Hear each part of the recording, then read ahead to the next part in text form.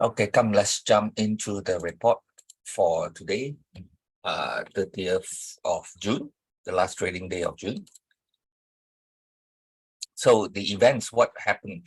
Now, I think one of the important things that really happened are the updates on various central banks. I think um, understanding their thoughts are quite important going forward. And what's more important than all four central banks giving their views on inflation, and most important, the next step to address. Okay, so on Wednesday, actually, they met at a forum sponsored by the European Central Bank. So here are the main points that was given out by all the central bankers, the head of all the central banks. Let's start off first with the US.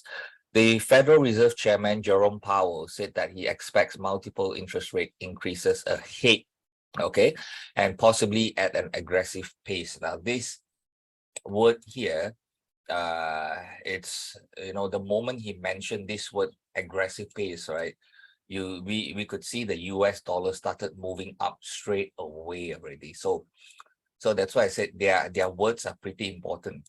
Whenever they mention stuff, I think things move immediately. If it's something, how would I put it, in a way very decisive.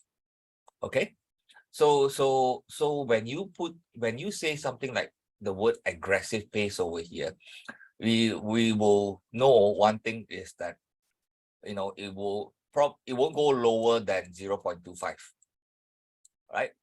And it could be actually higher than 0.25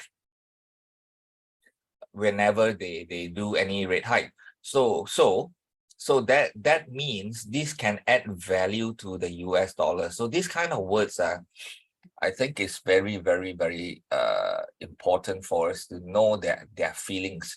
And this is also another hint that inflation, to them, what they think is inflation is here to stay. It's getting stickier by the day. And that's why they have to do something to push it as fast as possible to control this contagion, this inflation contagion. Now, one of the reasons they gave behind this aggressiveness in the rate hikes is, number one, is a strong labor market.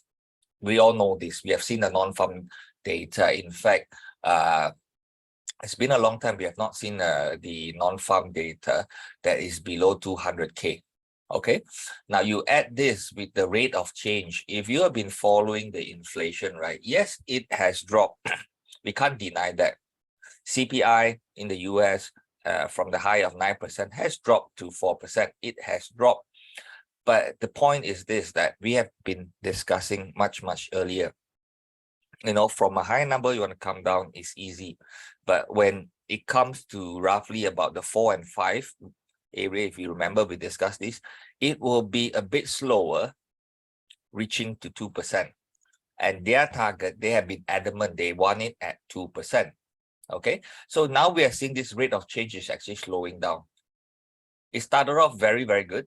We had the 0.4, drop and 0.4. That's a good thing. But since then, not so. So if they come in and they do something like 0.5, you're going to see even the US dollar going much higher. Okay, so this is one thing we need to take note.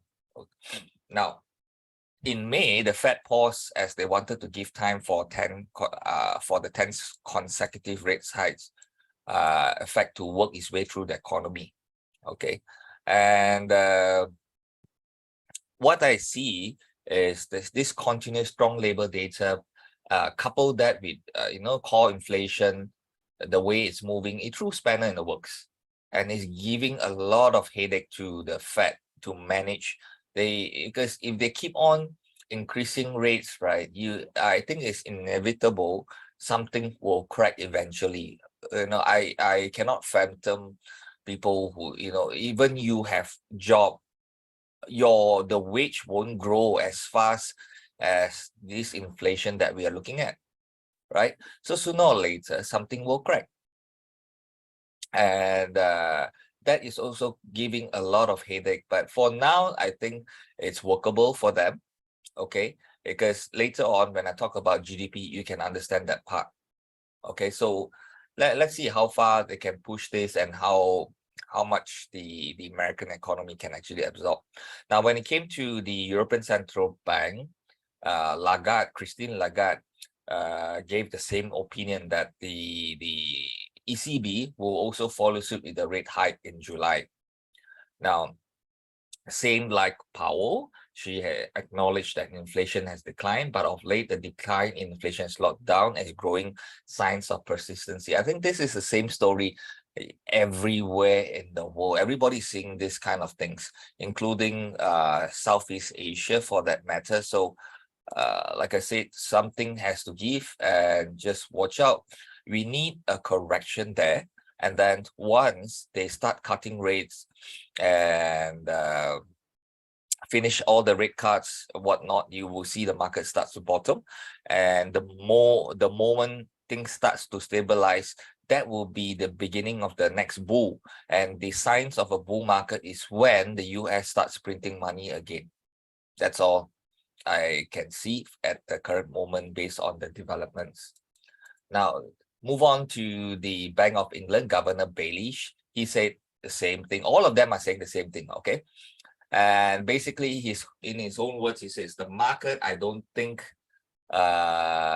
thinks we are nearly done at the moment. I don't think things we are nearly done at the moment. They've got a number of future increases priced in for us, okay? So same thing over here. He's going to increase rates. And finally, Bank of Japan Governor Ueda statement. Do take note that Bank of Japan is the only central bank has resisted in increasing its rate so far. Yeah, it's stayed at negative 0.1. Now, Ueda said that the central bank would see good reason to shift monetary policy if it became reasonably sure that inflation will accelerate in 2024. So this is like a hint. He's ready. It's not like his predecessor, he was just adamant we should stick there after his left. But this Ueda has a different thought, and he said reasonably sure. So even though he's following the policies by his predecessor, but he is open to changes if there is a need. Now, Japan's inflation has exceeded its 2% target for more than a year, which leads to speculation that Ueda might act soon on its interest rates. So those are the thoughts. The moment you have Ueda controlling, making changes to the yield curve control again, adopted in Japan, or just say we're going to put rates at 0, you're going to see the yen just strengthen, just push down like that. It's going to be a real strong one. Okay. So next, let's look into the US economy.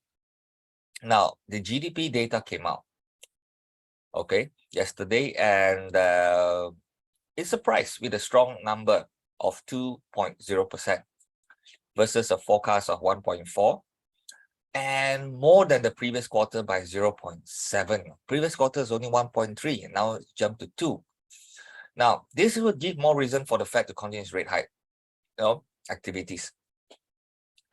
Because, you see, after 10 consecutive rate hikes, they paused once. And still, we could see that GDP is rising in the US. Although overall, it's on a downtrend, yes. But the thing is that, it's not dropping as much as people feared. They were thinking, previous month 1.3, quarter 1.3, now it's 2. So that is really strong. Okay. So with this, I think immediately, the dollar strengthened. And let's look at the number of 103.3 later on. When it comes here, if we have a corrective price structure, then it can move further. Okay.